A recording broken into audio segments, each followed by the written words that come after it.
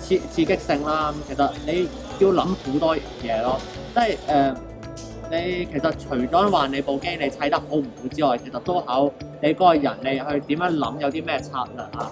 你有啲咩你部機你用唔到，你有呢個人有冇啲嘢可以做得好，可以去補償翻咧？我見到有啲組咧，佢係會用啲滾筒啊，直接將啲波捲晒入嚟先，咁樣就搶晒啲波，對面就攞唔到啲波啦。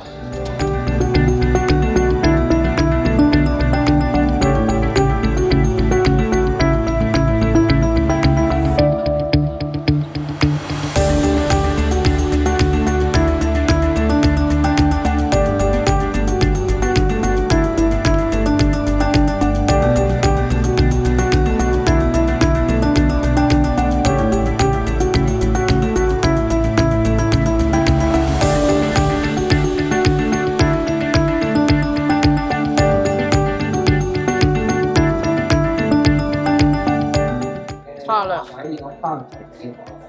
可能考驗過去翻，都係訓練咁玩咯，唔好太緊。差人槍，因為差人佢可以有更加多激烈嘅戰爭。3個比賽我覺得最好玩應該係 Explore，但係因為佢手動咧可以做好多唔同嘅任務啊，同埋咧佢又唔係太複雜。